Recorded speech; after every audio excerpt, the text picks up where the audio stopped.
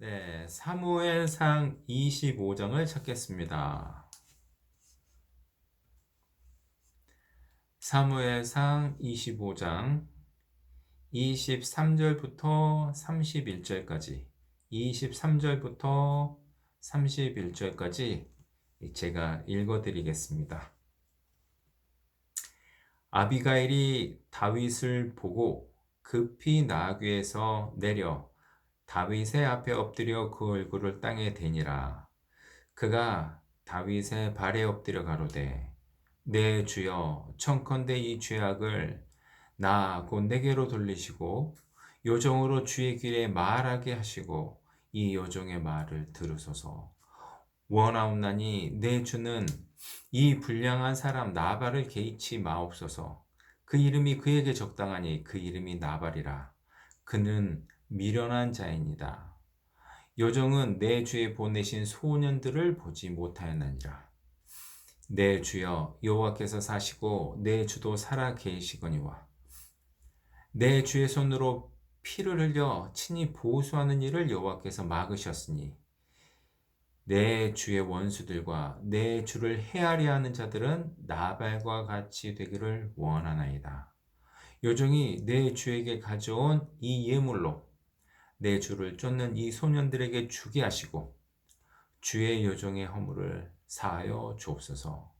여호와께서 반드시 내 주를 위하여 든든한 집을 세우시리니 이는 내 주께서 여호와의 싸움을 싸우심이요 내 주의 일생에 내 주에게서 악한 일을 찾을 수 없음이니이다. 사람이 일어나서 내 주를 쫓아 내 주의 생명을 찾을지라도 내 주의 생명은 내 주의 하나님 여호와와 함께 생명싸개 속에 쌓였을 것이요 내 주의 원수들의 생명은 물매로 던지듯 여호와께서 그것을 던지시리이다.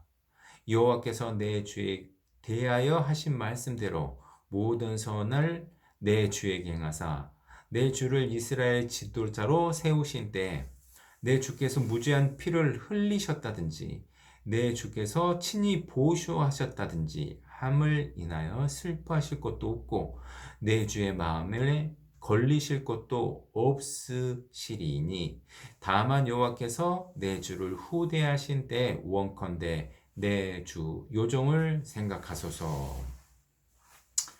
네, 방금 읽어드린 이 부분은 아비가일이 다윗에게 했던 말입니다. 이 배경에 대해서 여러분도 익히 잘 알고 계시리라 믿지만 간단히 소개를 드리면 다윗이 사울왕의 핍박 때문에 이렇게 도망을 다니고 있었습니다.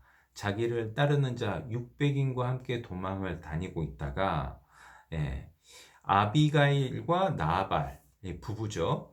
나발이 사는 그런 나발에 사는 그 나발이 양을 치고 있는 곳에서 다윗의 일행이 머무르고 있었습니다. 25장 2절에 나오네요.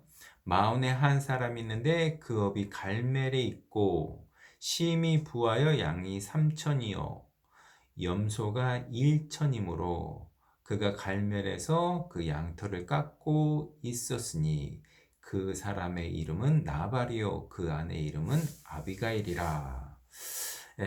이처럼 마온에 사는데 갈멜에서 양을 이렇게 많이 치고 있었습니다. 양이 3천이니까 엄청나죠.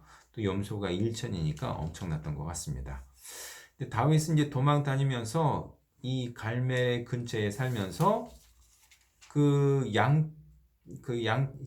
나발의 양들을 지켜주었습니다.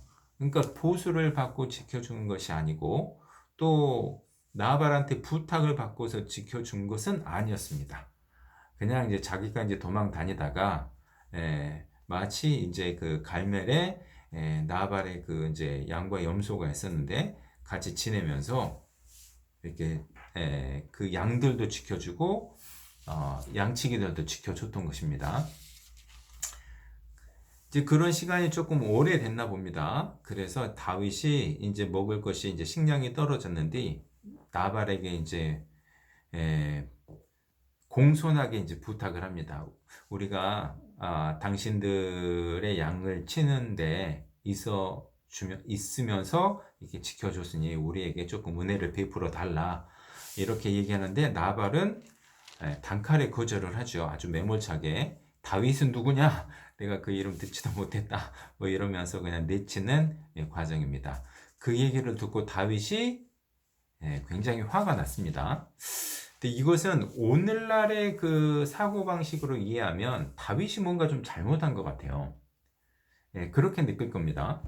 아니, 나발이 지켜달라고 부탁해서 지켜준 것도 아니고, 무슨 계약 관계에 의해서 요즘 말하면 그 뭡니까? 세콤처럼 이렇게 경비업체에 이렇게 뭐 그 보안업체에 이렇게 부탁을 한 것도 아니고, 자기가 그냥 도망가다가 그렇게 같이 나란히 있어서 뭐 조금 도와줬는 모양인데, 그거 가지고 이렇게 그 요구를 해오고, 또 요구에 응하지 않았다고 해서 그것이 반드시 노할 일이냐. 그런데 옛날 이 시대, 고대 시대로 돌아가 보면 이게 충분히 이해가 됩니다. 오늘날처럼 각 곳에 치안이 완전하지 못했었고, 약육 강식의 세계, 세계였기 때문에 힘 있는 자들이 얼마든지 쳐서 그 양들을 뺏어간다 하더라도, 노력해 간다 하더라도 크게 문제가 없는 그런 시기였다는 것을 조금 생각해 보면, 다윗과 그와 함께한 600명이 나발의 양치기들과 양과 염소를 지켜준 것은 큰 감사할 일인 것입니다. 그리고 감사한 일을 받았을 때 감사하지 않는 것은 당시에도 그렇고 오늘날도 그렇고 이것은 일종의 범죄에 합니다. 오늘날 혹시 여러분 알고 계십니까? 오늘날 뭐 길에서 100만 원의 현금을 주었습니다. 그래가지고 주인을 찾아줬습니다. 주인을 찾아줬다면 주인은 이 돈을 찾아준 사람에게 살해를 해야 될까요? 안 해도 될까요? 법적으로 해야 됩니다.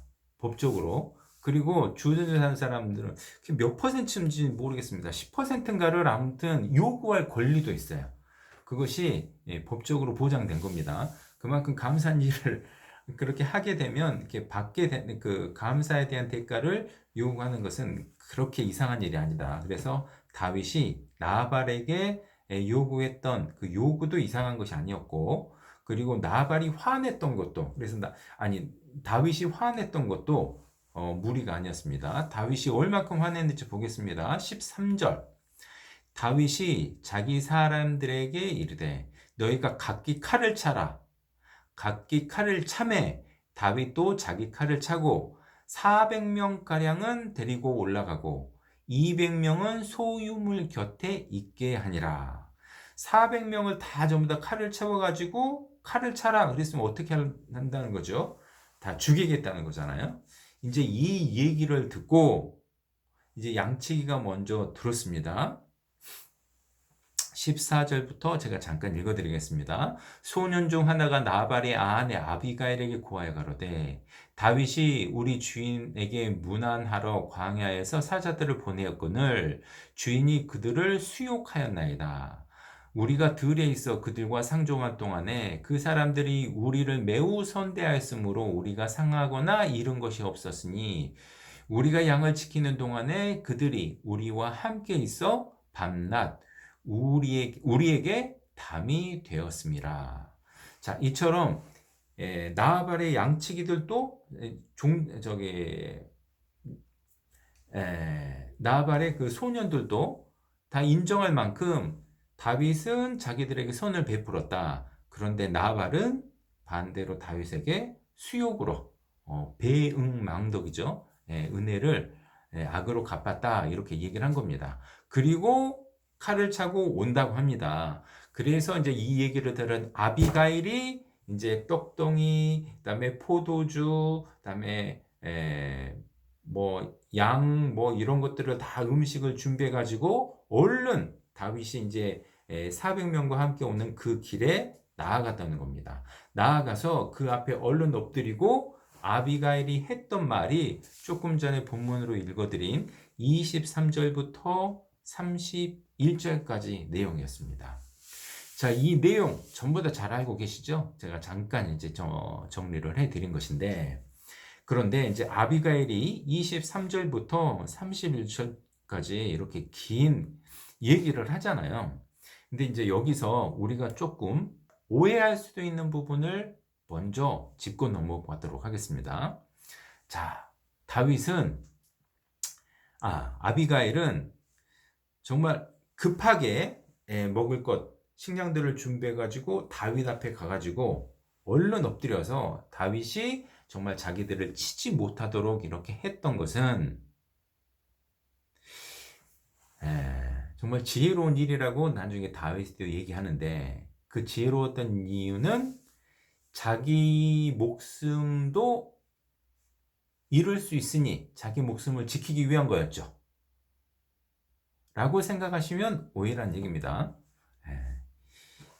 여기서 보시면 당시에 어떤 사람들이 그러니까 다윗이 설사 자기 집안을 친다 하더라도 여자들은 안 건드리는 것이 일반적이었습니다.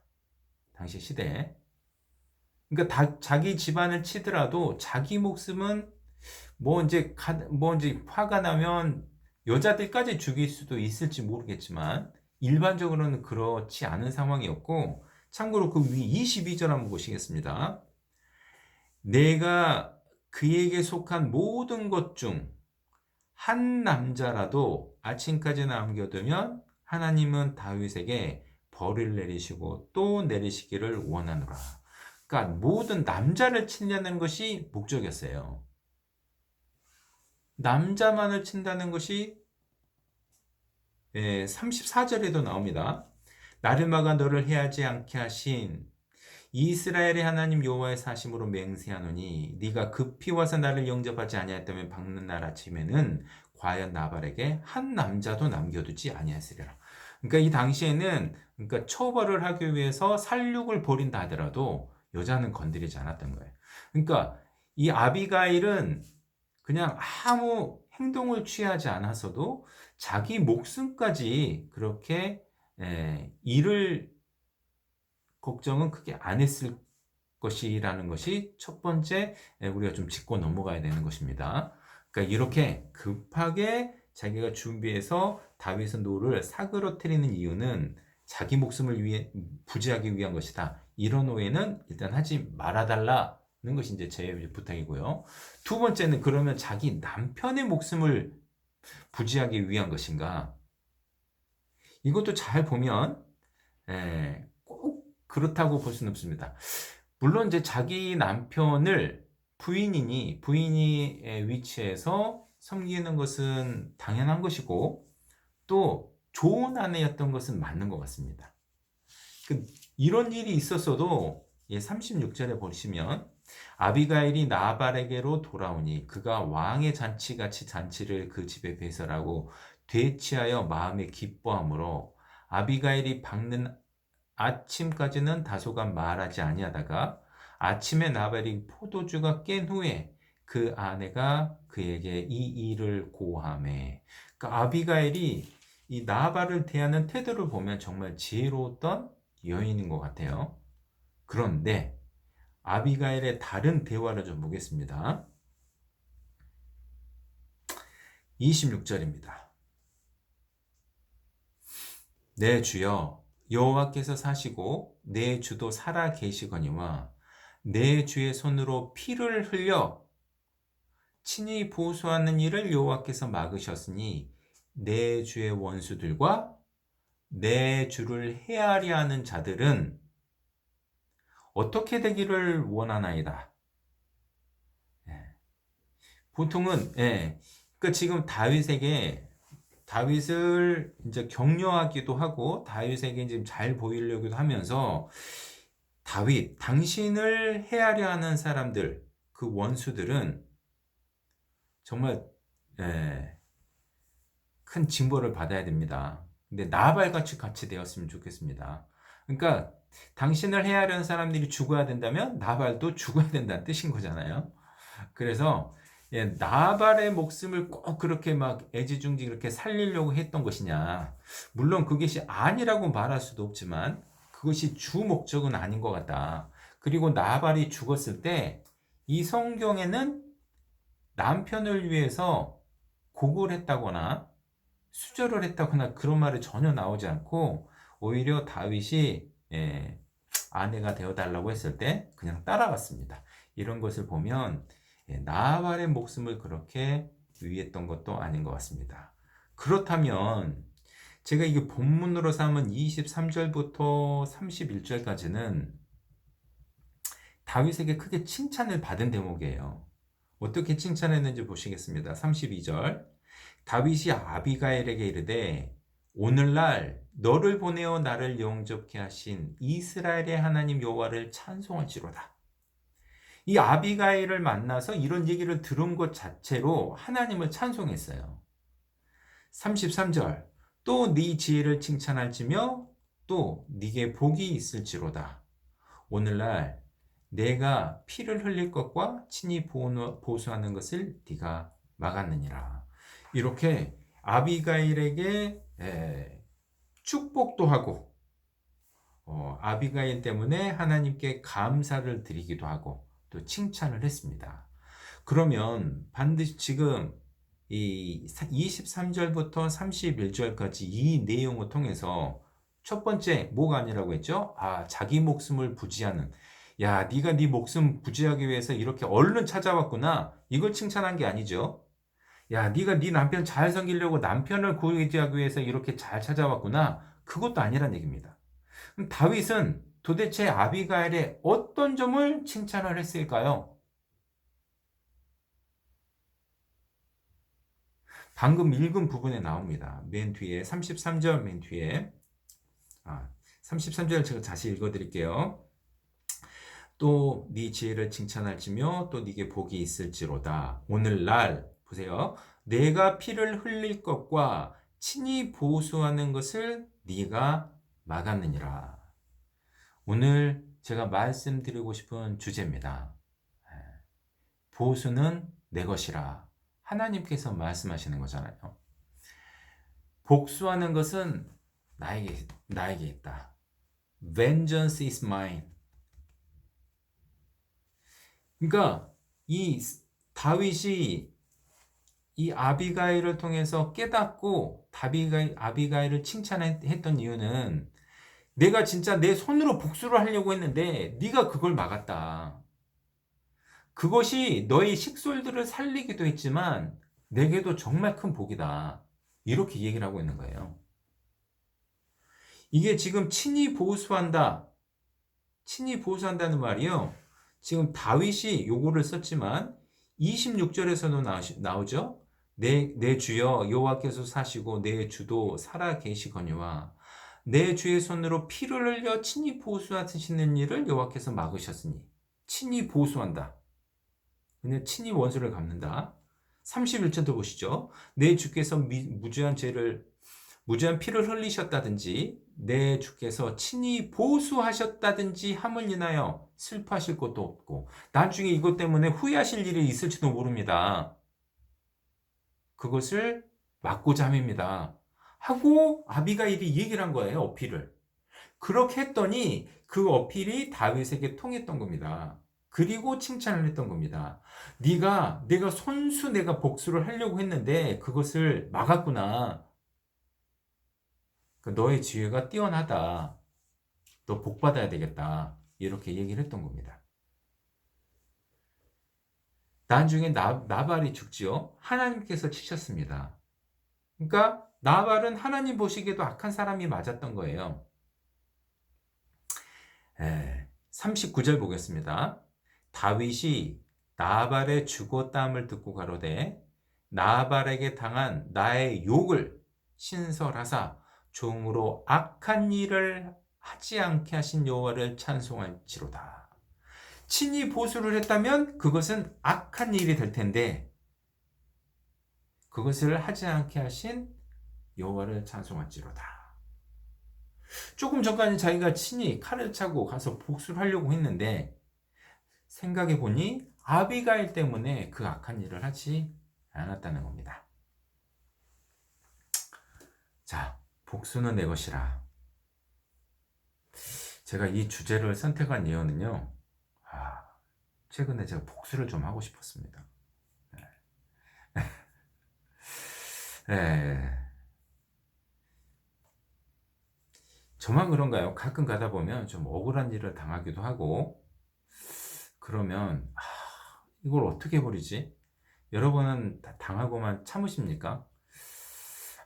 근데 예, 저도 아무래도 감정도 있고 육신이 있어서, 이렇게 뭔가 좀 당하다면, 특히 억울하게 당할 경우에, 나는 진짜 그리스도인답게 생활하고 세상의 빛과 소금이 되려고 이렇게 열심히 함에도 불구하고 저를 모함하는 사람이 있는 것 같고, 또 그러면 이게 모함한다는 게 이게 공공연하게 이렇게 밝혀지면 복수를 하고 싶잖아요. 그런 마음이 정말 굴뚝 같았습니다. 제가 이제 설교 제목을 이제 선정하는데, 저는 이제 설교를 준비를 할 때 설교 제목을 선정하는 것이 절반 이상인 것 같아요. 어떤 주제로 할 것인가가. 근데 이제 그 목회를 할 때는 이제 형제 자매들의 형편도 좀 잘 알고 어떤 문제가 있다는 것을 알면 그거에 힌트를 얻어서 그분들에게 이제 생활에 도움이 되는 그 밀착형 주제를 이제 찾곤 하는데, 지금 현재는 그런 상황이 아닌 거잖아요. 그래서 다소 설교 주제를 선택하는데 좀 어려움이 있습니다만, 가만히 생각해 보니 내 자신을 위해서 나에게 설교를 한다면 무슨 설교를 할까 하다 보니, 야, 내가 요즘 복수를 너무 많이 하고 싶은 거예요. 그러다가 이제 성경을 찾게 되고, 복수는 하나님의 것인데 내가 이게 하는 게 맞나. 자, 로마서 12장을 한번 찾아보겠습니다.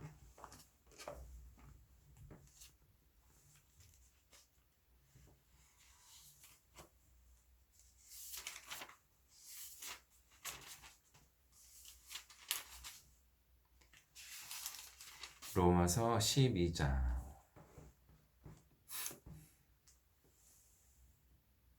19절입니다. 19절. 잘 하시는 말씀이죠. 내 사랑하는 자들아, 너희가 친히 원수를 갚지 말고 진노하심에 맡기라. 기록되었을 때 원수 갚는 것은 내게 있으니 내가 갚으리라고 주께서 말씀하시니라. 이거 신명기 32장 35절에 나와 있는 말씀을 사도 바울이 인용했던 말씀입니다. 사랑하는 자들아, 너희가 친히 원수를 갚지 말고 진노하심에 맡기라. 제가 정말 원수를 막 갚고 싶어서요. 괴로우니까 떠올랐던 말씀입니다. 이 말씀이 이제 떠올라가지고, 이 말씀을 통해서 나를 위한 설교를 하자 하고 이제 주제를 선택했던 것인데, 또 마침 적절한 성경 속의 예화가 이 다윗과 아비가일이어서 제가 먼저 소개를 해드린 겁니다. 자, 그러면 다윗이 아비가일을 칭찬했던 대목을 보시면, 야, 친히 복수하는 것, 그것을 갚은 것, 그것을 막은 것을 다윗이 정말 칭찬할 정도로, 그리고 그것이 자칫 잘못했으면 악한 일이 될 뻔한 것인데, 진짜 자기가 복수를 하는 것이 그렇게 악한 일일까요? 살다 보면 물론 오른밤을 맞으면 왼밤을 피해야 되지만 자연인으로서 그거 하기 어렵잖아요. 그러면 뭔가 조금이라도 그냥 욕이라도 좀 해주는 것이 뭐 받아들일 법도 한데 왜 그걸 하지 말라고 하셨을까요? 그 부분에 대해서 제가 좀 생각을 해보았습니다. 그리고 이제 저의 이제 묵상한 본문을 여러분과 나누고자 함입니다. 왜 하나님께서는 친히 복수하지 말라고 하셨을까? 첫 번째 이유는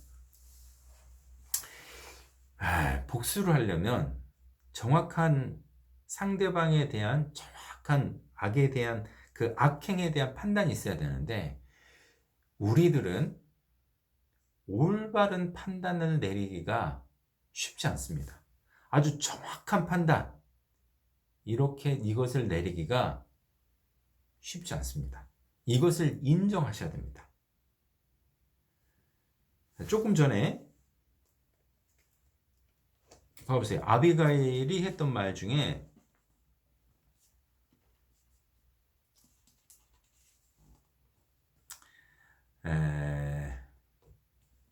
31절에 내 주께서 무죄한 피를 흘리셨다든지 내 주께서 친히 보호하셨다든지, 그러니까 내 주께서 무죄한 피를 흘리셨다든지 이 부분을 주목하셔야 되는데, 다윗이 계획대로 진짜 화가 엄청 많이 나가지고 계획대로 이 나발의 집의 남자들을 싹 죽였다고 해보세요. 조금 전에 소년 중 하나가 아비가일에게 얼른 와가지고 우리 주인이 잘못했어요 했던 사람 있잖아요. 그 젊은 소년은 악한 자입니까? 선한 자입니까? 선한 자 쪽에 가깝잖아요. 근데 만약에 다윗이 정말 자기 계획대로 남자들은 다 죽여 했다면 그 무죄한 자의 피까지 흘릴 수 있다는 겁니다. 보세요. 우리가 스스로 원수를 갚는다면, 만약에 제 경우로 된다면 저를 정말 모함하고 억울하게 하는 사람이 있어요. 내가 원수를 갚아버릴 거야 했는데, 저도 생각하지도 못했던 그에 대한 그 오해가 있었다면 제가 큰 실수를 할 수도 있다는 겁니다.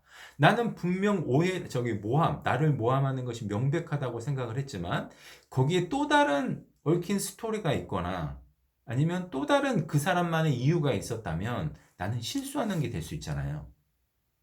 그래서 우리가 맨 먼저 인정을 해야 될 것은 우리 판단력은 옳지 못하다. 그러니까 우리는 모든 상황을 일일이 다 알 수 없잖아요. 특히 우리가 무슨 억울한 일을 당하고 모함을 당한다고 생각했을 때는 우리 이성적인 판단력이 더 우세합니까? 아니면 우리의 그 감정이 더 우세합니까? 감정이 더 우세하잖아요. 그래서 감정에 따른 결정을 하기가 쉬운데, 정확한 판단을 내리기가 어려운데, 더군다나 우리가 그 상황에 대해서 100%를 알지 못한 상태에서 원수를 갚는다면 자칫 큰 실수를 할 수도 있다는 겁니다. 반대로 하나님께서는 모르시는 것이 없잖아요.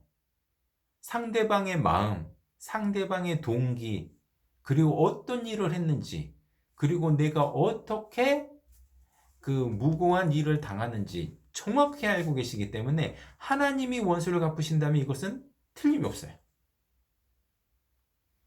또 한 가지는 여기 본문 잡으시고 로마서 2장 한번 보겠습니다. 로마서 2장 2절. 이런 일을 행하는 자에게 하나님의 판단, 하나님의 심판입니다. judgment, 판단이 진리대로 되는 줄 우리가 아노라. 하나님의 판단은 진리예요. 하나님은 모든 상황도 잘 아시지만 하나님의 판단은 절대적인 진리에 있기 때문에 그것을 어떤 심판을 내리시면 그건 100% 정확해요. 근데 하나님의 판단이 진리대로 되는 반면 사람들의 판단은 진리대로 될까요? 아니면 감정대로 될 가능성이 많을까요? 저 같은 경우에 감정대로 될 가능성이 훨씬 많더라고요. 그러니까 화났으니까 그 안갚음을 하려는 그 마음이 크다는 사실을 발견하게 됐습니다. 그러니 우리가 친히 원수를 갚는다면 많이 위험하지 않습니까? 위험하겠죠. 이것이 첫 번째 이유입니다. 우리의 판단은 정확하지 않다. 반대로 하나님의 판단은 정확하시니 하나님께 맡기시는 게 맞다. 두 번째는 우리가 복수를 갚을 때 복수의 타이밍도 문제가 될 수 있습니다. 무슨 얘기냐면 상대방이 있잖아요. 저 사람이 나를 정말 괴롭혀. 근데 내가 그냥 안갚음을 해버렸어요. 근데 사실은 이 사람이 자기가 너무했다 싶어가지고 나한테 사과를 하려고 하고 있었어요. 그럼 내가 조금만 더 기다렸다면 평화적으로 해결할 수도 있고 이 사람이 돌이킬 기회를 얻기도 되잖아요. 그런데 그 타이밍을 우리가 적절하게 알지 못한다는 데 문제가 있습니다. 우리가 있잖아요. 하나님 앞에서는 큰 죄인이었습니다. 우리가 저지른 죄가 얼마나 많습니까? 마음속으로 저지른 죄뿐만 아니라 내 손과 내 몸으로 지은 죄도 많잖아요. 만약에 하나님께서 우리를 안 기다리시고 바로 심판을 다했다. 그러면 우리가 온전히 살아남을 사람이 있을까요? 우리에게도 지금까지 기다려 주셨습니다. 그러니까 회개할 기회를 다 주시는 거예요. 니느웨에 살던 사람들이 회개해서 하나님이 심판하기로 결정을 내리셨어요. 그런데 또 기회를 주셨어요. 요나 선지자를 보내서. 근데 회개하니까 하나님께서 그 심판의 계획도 처리하셨습니다. 그런 것처럼 하나님께서는 이것저것 다 판단하시고 회개할 기회도 주셔서 정확하게 이제 심판을 내릴 기회를 잘 알고 계시는 거예요. 근데 우리는 그거 정확히 안다 모른다? 모른다잖아요. 자, 여기 그 신명기 32장을 보겠습니다.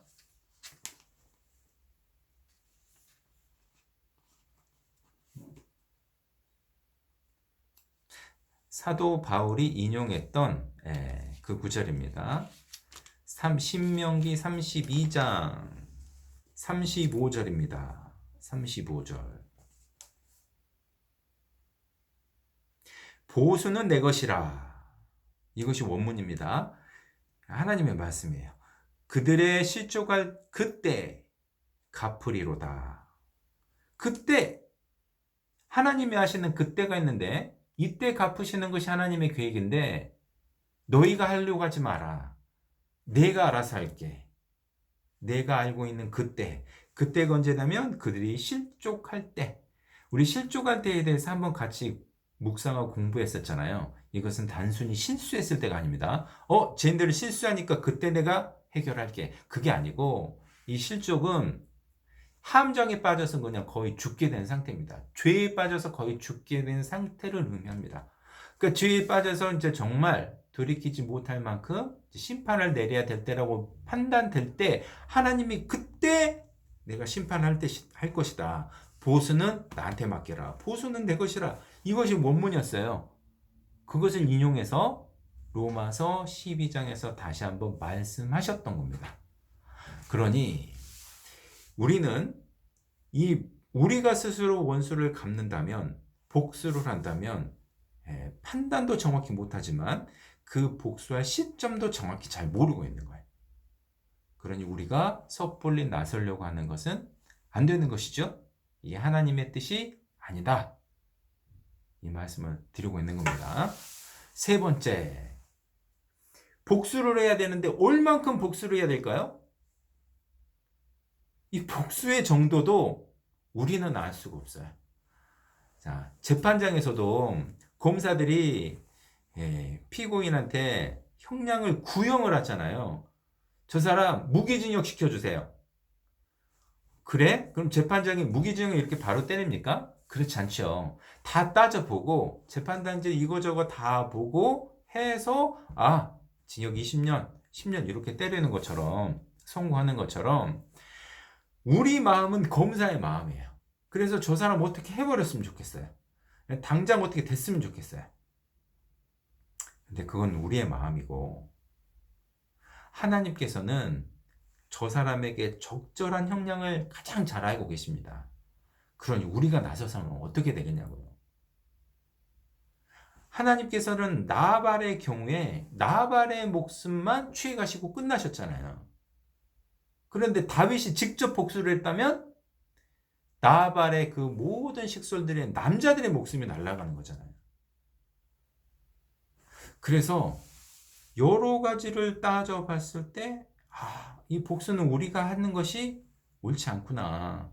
정말 위험한 거구나. 분명히 하셨으면 좋겠습니다. 저는 이번 계기를 통해서 보수는 내 것이라 이런 말씀을 많이 들었고 복수는 친히 갚으려고 하지 말아야 되는데 라고 했지만 이렇게 말씀을 정리하면서 정말 그럴 수밖에 없구나.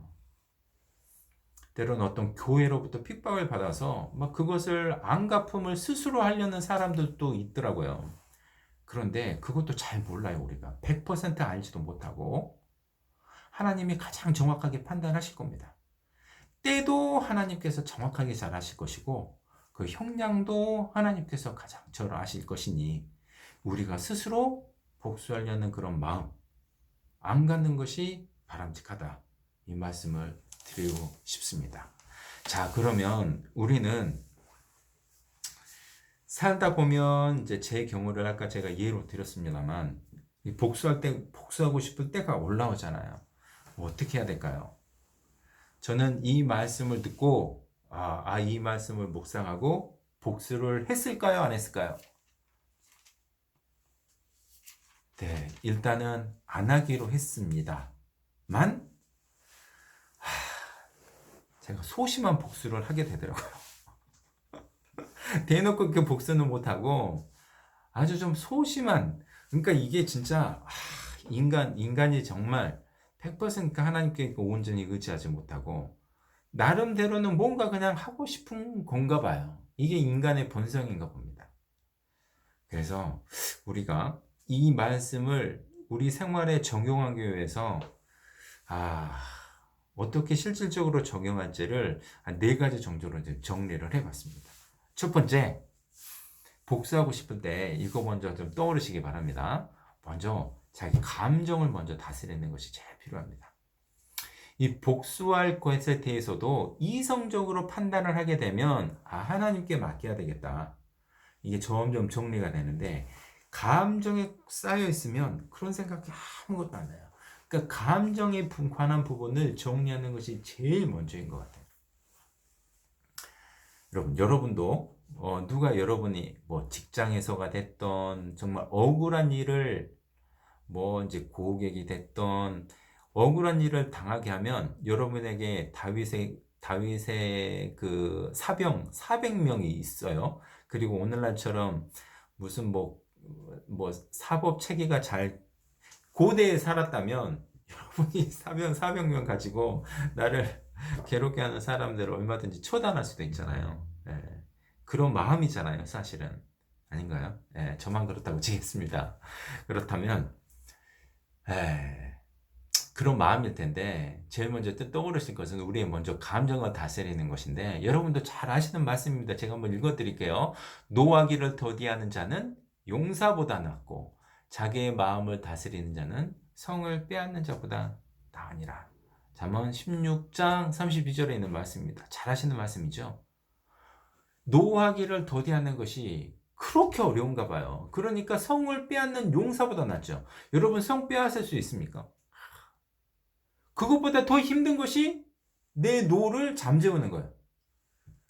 정말 쉽지 않은 겁니다.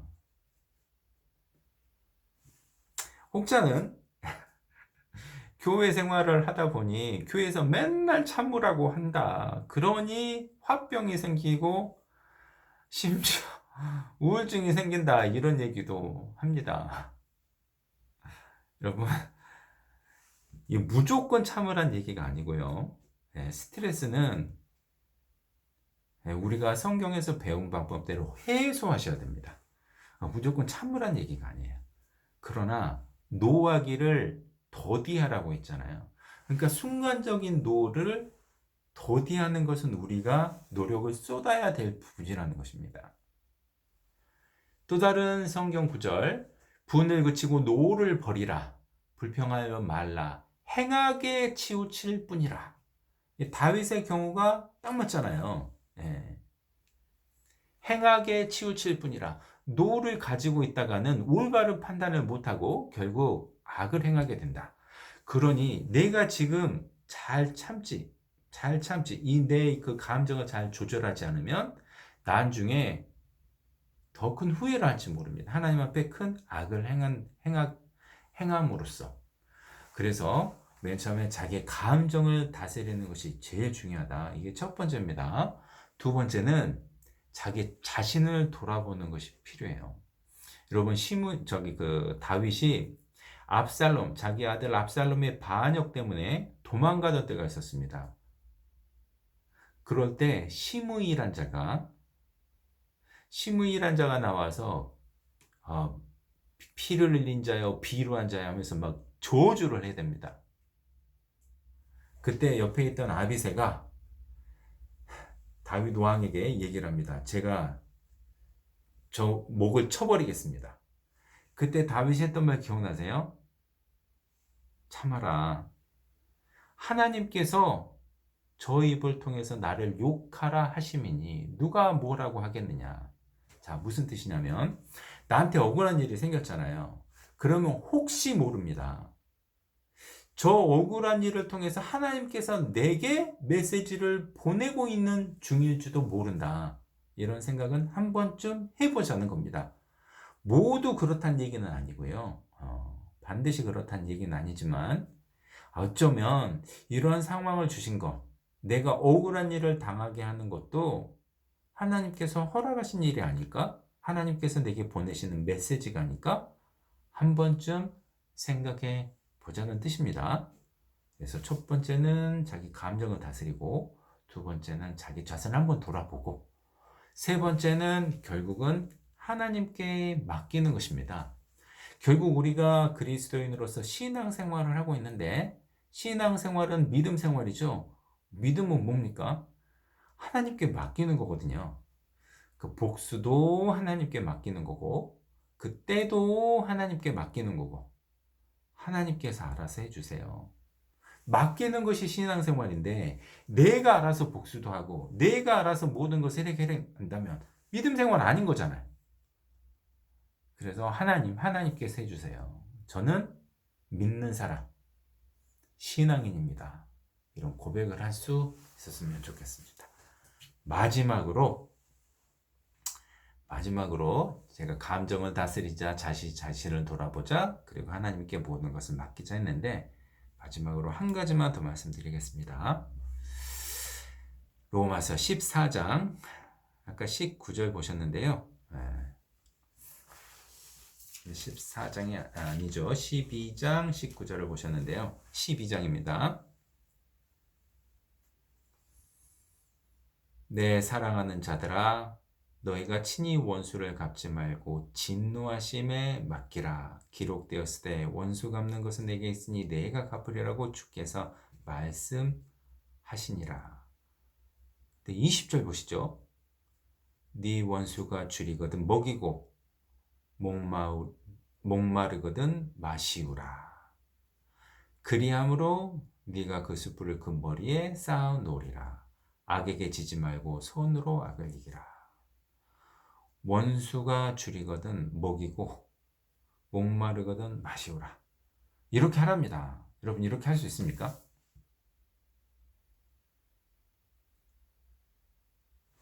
(14절도) 보겠습니다. 너희를 핍박하는 자를 축복하고 축복하는 자를 저주하지 말라. 지금 원수 갚는 거 얘기하고 있는데 갑자기 그냥 하나님께 맡겨야 되겠다. 여기서 끝내려고 했는데 지금 마지막은 뭡니까? 오히려 그를 위해서 축복을 해야 되고 그를 위해서 먹여야 되네요. 여러분 이거 진짜 신의 성품에 속한 부분입니다. 정말 쉽지 않은 얘기인데요. 이거를 예수님께 하셨다는 거 다 알고 계시죠? 이 얘기를 예수님께서 하신 거잖아요. 여러분 저 있잖아요. 최근까지도 말씀드렸다시피 소심한 복수까지 하려고 했습니다. 그런데 이렇게 하기는 정말 쉽지 않은 것 같아요. 그런데 안 돼도 하게 되더라고요. 제가 몇 번 고백한 적이 말씀드린 적이 있을 텐데, 저를 모함하는 사람 있잖아요. 문득 생각나는 게 이런 말씀이라서, 하나님, 제 마음이 정말 기뻐서는 아니지만, 그 영혼을 불쌍히 여겨달라고. 그 영혼을 위해서 기도를 했던 적이 있습니다. 최근에도 그랬고, 그리고 그 사람이 굶주리니까 제가 먹이지 못했습니다. 이거까지는 못했지만 이게 무슨 의미인지는 아시죠? 그러니까 결국에는 선으로 악을 이기라는 거잖아요. 진짜 이 말씀을 드리는 저도 정말 쉽지 않고 저도 또 그렇게 못했기 때문에 감히 여러분 이렇게 해야 됩니다. 제가 이렇게 소리 높여 외칠 수는 없지만 이게 하나님의 말씀에 근거한 가르침이면 틀림이 없습니다. 그래서 오늘 보수는 나의 것이다. 나는 하나님의 말씀에 근거해서 원수를 갚고자 하는 그런 마음이 생길 때 한 번쯤 생각해 보시라고 말씀을 정리해 보았습니다.